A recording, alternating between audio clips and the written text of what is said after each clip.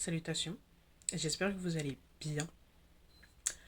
Aujourd'hui, je pousse un coup de gueule parce que je pense que je m'en suis rendu compte depuis un moment. Mais là, c'est tellement flagrant que ça en devient presque ridicule. Euh, Ça fait depuis quelques années maintenant que je suis assez... je me suis assez penchée, on va dire, sur le BookTok, le BookGram. Et autant j'apprécie le fait que pour des causes telles que la pédophilie, le viol et toutes ces causes-là qui sont importantes et que je ne minimise pas du tout, que les gens euh, fassent le nécessaire pour faire remonter les choses, pour que les œuvres soient retirées, d'en parler, c'est très important. Et je ne dirai jamais le contraire. Maintenant, ça prouve bien que c'est aussi une communauté qui peut parler pour des causes qui sont tout aussi graves, telles que le racisme, sous toutes ses formes, parce qu'il n'y a pas de petit racisme. Il ne faut pas le minimiser. Le fait qu'il y ait des commentaires ou des personnes qui disent qu'ils ne vont pas lire telle œuvre parce que c'est une personne typée euh, racisée qui est le personnage principal ou que l'autrice est racisée, que ils vont pas s'y identifier, etc. et tout, c'est pas correct. D'accord. C'est des choses qui doivent également être remontées. Le fait de ne pas vouloir lire un genre particulier, par exemple, c'est ok. On peut ne pas forcément apprécier la poésie, par exemple, et on n'a pas besoin d'être virulent. Là, on parle d'un genre. Le théâtre, par exemple, c'est pas notre tasse de thé, on le dit pas, il n'y a pas de souci. Mais le fait de carrément rejeter plusieurs ethnies, d'accord, c'est pas possible. C'est pas possible, il va falloir faire quelque chose. Et j'aimerais bien que vous y mettiez la même énergie, en fait.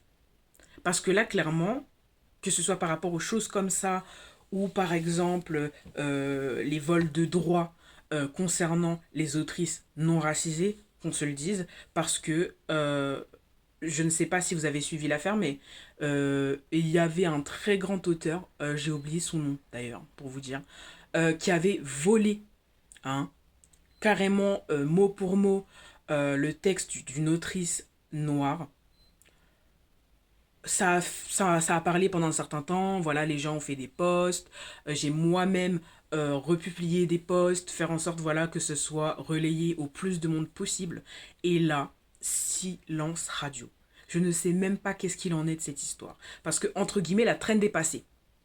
Là, on est sur euh, le mois de février.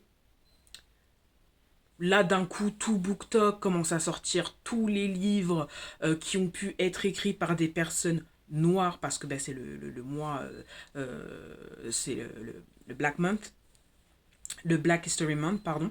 Donc là, tout le monde va sortir les livres d'auteurs noirs qu'ils ont dans leur bibliothèque, dire à quel point c'est bien. Donc ça prouve que vous pouvez donner la force. Mais une fois que le mois de février se termine, il n'y a plus personne. Non, qu'on se le dise, il n'y a plus personne. Il n'y a plus personne et ça m'agace. Parce que vous avez des gens dans tous les domaines artistiques qui sont au taquet, qui sont présents, qui font des posts et qui sont totalement invisibilisés par le fait que vous mettez toujours le même type de profil en avant. On est fatigué. Et quand je dis ça, je ne parle pas que des créateurs, je parle aussi des maisons d'édition, je parle aussi des chroniqueurs, etc. et tout. Et honnêtement, je ne fais pas ce poste-là pour vous blâmer dans le sens, voilà, vous faites de la merde, vous pouvez pas mettre que des auteurs blancs, etc. C'est pas ce que je dis. Ce que je dis, c'est que ce serait bien d'apporter de la diversité dans vos lectures, de vous éduquer sur tout et tout le monde. Parce qu'en fait, là, j'ai l'impression qu'on est encore, et c'est quand même dingue en 2026, que ce soit quelque chose qui continue à se perpétuer d'année en année encore et encore. Et là, j'ai l'impression que c'est plus fort que jamais. En fait, des fois, quand je vois ce qui est recommandé sur tout ce qui est BookTok, BookGram, etc., c'est beaucoup, beaucoup, beaucoup d'autrices et d'auteurs blancs. c'est à peu près toujours les mêmes genres qui sont présentés. Et j'ai aucun problème avec les genres qui sont présentés, hein, j'en lis, enfin, voilà, vous voyez qu'il y a quand même beaucoup de livres et tout. Et je m'inclus dans ce que je dis. C'est-à-dire que oui, peut-être comparé à certaines personnes, j'ai beaucoup plus de livres de personnes racisées dans ma bibliothèque, mais pas assez à mon goût. Donc je m'inclus là-dedans. Néanmoins, j'essaie vraiment de mettre autant que possible en lumière. Je pense que vous avez bien vu que je suis quelqu'un d'engagé. Et si c'est pas le cas, vous allez le voir encore plus pendant les prochaines vidéos que je vais poster. Parce que là, j'en ai eu ma claque. En fait, je pense que euh, il y a des choses qui sont bien de vraiment en parler jusqu'à l'usure, en fait, jusqu'à n'en plus pouvoir. Parce que je trouve qu'en fait, sous couvert que c'est pas quelque chose qui est forcément mis en lumière par beaucoup de comptes ou beaucoup de gros comptes, vous aimez trop faire les aveugles. Et ça peut plus durer. Ça peut plus durer. Là, j'ai atteint un niveau de ras-le-bol proche de... J'ai même pas fini. Voilà, j'ai même pas fini. Et là, trop c'est trop. Voilà, trop c'est trop. Et voilà, j'observe certaines choses qui me plaisent pas du tout. Par exemple, de voir que certaines maisons d'édition vont mettre des œuvres et des autrices en avant parce que ça représente mieux l'image de la maison d'édition, mais par contre totalement laisser de côté les personnes racisées. Là, c'est même pas, je veux même pas entendre d'histoire de victimisation, je ne sais pas quoi, c'est factuel. C'est factuel. C'est pas normal que quand par exemple une maison d'édition va poster les sorties qui sont dans le mois et tout, qu'il y a un certain nombre de livres qui soient mis en avant et d'autres qui soient totalement invisibilisés. Ce n'est pas normal. Dans les deux cas, que ce soit par les personnes racisées ou non racisées, il y a un travail qui est apporté au niveau de l'écriture. Le fait de tout ce qui est au niveau des corrections, etc. Il y a vraiment tout un travail et tout un nombre de personnes qui sont derrière et je trouve ça irrespectueux au possible de ne pas les mettre en avant. Ne serait-ce que par exemple dans un bail de poste concernant les sorties mensuelles. Le fait de devoir payer plus pour pouvoir être promu davantage par les maisons d'édition, c'est scandaleux. Je le dis, c'est scandaleux. Normalement, vous avez des auteurs et des autrices qui vous confient leurs manuscrits avec une part de leur droit d'auteur. D'accord? Ils vous confient leur travail, leur bébé. La moindre des choses, c'est de les mettre en avant. De les mettre en avant dans des posts où ils vous identifient. Genre même des fois des likes, c'est trop demandé. Mais par contre, il faut que nous, on suive la maison d'édition, il faut qu'on les identifie de temps à autre, parce que vous comprenez, ça serait pas très bien vu de pas suivre la maison d'édition qui nous publie. Enfin, nous, on a ce travail à faire, de voilà les mettre en avant, mais en fait, nous, on est où dans tout ça? Parce que vous pouvez dire ce que vous voulez, mais ça a une incidence sur les ventes. Ça a une incidence sur les ventes. Idem, des fois, il y a des journaux où on voit que en fonction des personnes qui vont être interviewées et les types d'articles qui sont proposés, la répartition n'est pas la même et c'est pas normal. Et pour autant, quand on dit ça, on va nous dire oui, mais du coup, qu'est-ce que vous proposez? D'accord. D'accord. On peut vous proposer des choses. Bah, déjà, le fait de faire le nécessaire, en fait. De dire, ah ben voilà, bah, là, c'est pas correct. Voilà, de parler, de vous d'émerger et de dire, voilà, c'est pas correct, c'est pas normal. Comme vous le faites actuellement pour cette autrice, dont j'ai oublié le nom, et je vous avoue que ça n'a pas d'importance parce que je sais qu'on se sait tous. On est tous en ligne, on voit, on a vu, peu importe la plateforme, on a tous vu. Il y en a qui ont lu des extraits. Moi, heureusement, Dieu merci, j'ai été préservé, je n'ai pas vu les extraits. Mais si vous êtes capable de faire ça, il faut que vous soyez au front pour tous les combats. Vous ne pouvez pas dire que vous êtes safe, que vous êtes inclusif, que vous êtes allié si vous choisissez les combats que vous voulez mettre en avant. Je suis désolée. Quand j'arrive et qu'il se passe quelque chose qui n'a pas lieu d'être, je suis toujours en première ligne. Palestine, j'étais là. Iran, quand j'arrive, j'ai les posts truqués, idem. Epstein, je vous ai pas attendu. Period, je vous ai pas attendu. Ça fait depuis. Il Il y en a, ils se réveillent cette année, mais ça fait depuis. La première plainte a été déposée en 1999, hein, ou 96. Là, j'avoue, j'ai un doute. Mais avant les années 2000, d'accord? Donc ça veut dire que c'est quelque chose qui était su, c'est dans l'industrie, etc. Il y a plein de personnes, d'ailleurs, dont certains ont eu des morts un petit peu, voilà, truqués. Bref, je pourrais en parler toute la journée. Tout ce qui est au niveau de bail de discrimination dans l'industrie musicale, tout ce que vous voulez, tous les combats, tous les fronts, j'y suis. D'accord? Quand on est allié, il n'y a pas d'histoire de on fait le tri. Soit on est là pour tout le monde, soit on n'est pas allié. Je vous le dis. Et j'inclus tout le monde. Parce qu'il y en a des fois, que ce soit les personnes qui se disent alliées pour les LGBTQ+, des fois vous êtes là pour les personnes qui sont lesbiennes, gays, etc. bi, mais quand c'est pour les personnes transgenres, il n'y a plus personne. Ça c'est non. Ça c'est non. Quand c'est par exemple des personnes queer mais qui sont racisées, bizarrement, là on parle pas trop. Ça c'est non. Vous n'êtes pas alliés. Vous faites le tri en fait. Et vous participez au système que vous critiquez. C'est fort quand même. C'est fort quand même. Donc vous ne pouvez pas vous appeler allié si, et peu importe de quel allié vous parlez, que ce soit par rapport si vous êtes antiraciste, allié pour la communauté LGBT+. Et voilà pour aussi, parce que c'est souvent les oubliés, pour les personnes en situation de handicap, peu importe les handicaps qu'ils soient visibles ou non, d'accord? Il y a des choses qui se passent que vous voyez devant vous, des choses comme ça, vous ne relayez pas. Vous ne parlez pas. Et des fois même, vous faites partie du problème dans la façon dont vous en parlez. Et quand on vous le fait savoir, ah mais oui, mais je pensais pas à mal quand on n'a pas demandé. Period. En fait, le truc, c'est que quand quelqu'un vous dit, ce que tu dis, ça m'offense. Et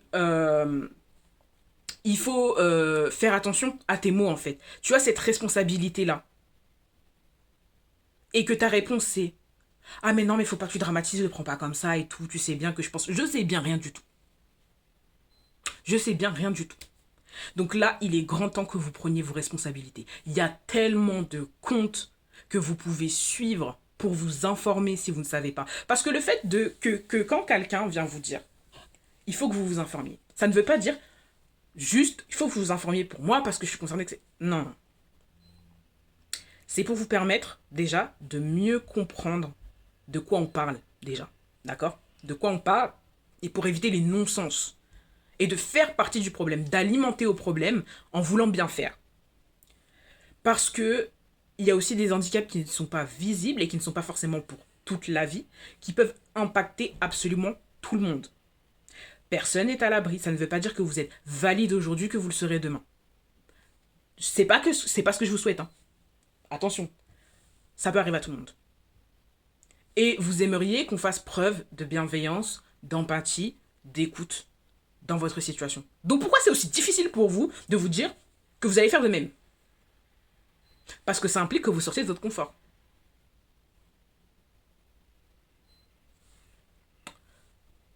Là, bizarrement, on entend les mouches voler. Voilà. Il est temps que vous arrêtiez de faire les aveugles parce que c'est confortable pour vous. Sachez que parce que vous êtes confortable aujourd'hui, il y a des gens qui ont mené les combats pour que vous le soyez. Rappelez-vous-en et respectez-les. De plus, rien n'est garanti. Aujourd'hui, il y a un droit qui va dire, ouais, voilà, vous avez tout ce qui est au niveau des médicaments qui est remboursé, etc. Ça ne veut pas dire que ce sera le cas demain. Et je pense que vous avez tendance à l'oublier. Vous les prenez comme étant garantis, ils ne sont pas garantis. Les lois se changent. Donc peut-être qu'aujourd'hui, vous êtes aisé, vous faites partie des gens où vous êtes bien, mais ça ne veut pas dire que ce sera le cas demain. Et là, bizarrement, vous allez vous lever et dire, ah oui, il faut qu'on fasse le nécessaire et tout, on n'a pas vu venir. Si, les gens vous ont prévenu, mais vous avez préféré Ray Charles. En mode, il n'y a rien. Et maintenant, vous voyez les conséquences. Il ne faut pas attendre qu'il soit trop tard pour se bouger, en fait.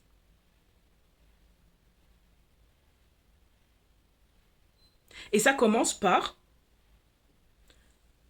soutenir les personnes qui sont considérés comme étant en minorité. Même si, j'avoue, j'aime pas ce terme. Mais en un sens, c'est vrai par rapport à la dynamique dans laquelle on est. Voilà.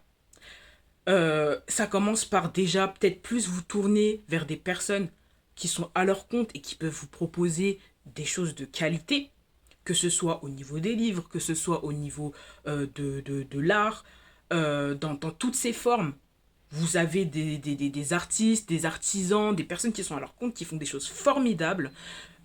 Et oui, ce ne sera pas au coût de ce que vous allez acheter à Carrefour, mais en termes d'éthique et de qualité, ça n'aura rien à voir. Le fait déjà de savoir qui est la personne auprès de qui vous achetez, de pouvoir échanger directement avec, ça fait déjà toute la différence. Et j'ai senti la différence moi-même quand j'ai vraiment commencé à porter beaucoup plus attention à ce que j'achetais en termes de alimentaire, tout ça. Enfin, moi, le boycott, tous les trucs comme ça fait depuis que je le fais. Et on me disait, ah, mais tu vas pas tenir, hein, mais non, mais ça va rien faire, mais ça va pas truquer. Le boycott fonctionne. Vous impactez littéralement leur gagne-pain. Bien sûr que ça va fonctionner. Et c'est le nerf de la guerre, en fait. Une fois que vous commencez à toucher à des choses qui les intéressent, c'est là que bizarrement ça commence à dire ah, mais peut-être qu'on peut trouver un terrain d'entente. On veut pas un terrain d'entente, tu vas fermer. Vous êtes en train de vous dire je suis la folle du bus, mais pas du tout. Pas du tout. Là, il est temps que vous vous réveillez. Vous ne pouvez pas continuer continuer à faire les gens aveugles ou à rester silencieux. Là, c'est de la complicité. Ça l'a toujours été. C'est pas juste là, 2026, ça l'a toujours été.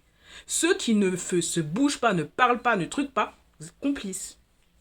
Autant que les personnes qui perpétuent, en fait. Wake the fuck up!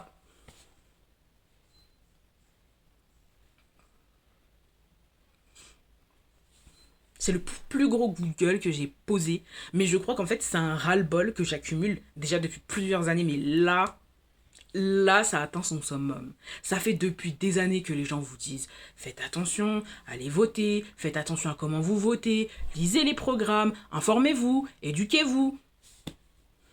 Merde! Et là maintenant, il va y avoir des gens qui ont fait la sourde oreille depuis tout ce temps. Et je parle pas de gens qui n'étaient vraiment pas au courant, voilà, qui essayaient de faire les choses, qui truquaient au fur et à mesure et qui n'ont pas attendu que les choses arrivent au point où ça en est. Je ne parle pas de ces gens-là. Je parle vraiment des gens qui se sont dit ah non mais moi la politique ça m'intéresse pas, c'est pas mon truc, ça me concerne pas. Ça concerne. Dans le mot politique il y a peuple, ça nous concerne. Donc quand tu commences à dire ah moi la politique voilà c'est pas mon truc, ah non moi j'aime pas trop prendre parti dans ces trucs là, j'aime pas les conflits, on n'a pas ce luxe en fait. Donc il va falloir se ressaisir, il va falloir se ressaisir. Parce que oui, il y a des personnes qui dirigent, mais la réalité, c'est que quand même, le peuple reste aux commandes, en fait. Et si on est là, on hoche la tête à tout, même à ce qui ne nous convient pas, en fait, on va continuer à s'enliser dans une situation qui va être très difficile. Déjà, on commence à sentir, l'atmosphère est lourde. Et ce qui me gave, c'est qu'il y a tellement de gens qui veulent s'en sortir, qui travaillent dur, qui se mettent en avant, qui font tout un tas de choses et qui travaillent parfois 3 fois plus que certaines personnes pour même pas avoir le minimum syndical. Et on va leur dire ah non mais tu devrais faire comme si, ah mais en fait t'es un peu fainéant, hein, parce que si tu voulais t'aurais pu. Le bail de la méritocratie vous la foutez je pense. Voilà c'est clair, c'est dit. C'est dit. Si vous pensiez que mes comptes là n'étaient pas politiques, que moi j'étais pas dans ça, que j'étais pas dans le truc de ouais voilà mettre les choses en avant, dire les termes, vous n'avez pas du tout suivi la bonne personne. Vous n'avez pas du tout suivi la bonne personne. Pour moi, je ne me bats pas que pour moi, ma personne, moi. Je me truc pour tout le monde. Parce qu'en fait, ça concerne tout le monde. Les personnes blanches, les personnes noires, les personnes arabes. Tout le monde, tout le monde, tout le monde, tout le monde. Tout le monde est concerné. Donc il s'agirait d'arrêter de faire comme si ce n'était pas le cas.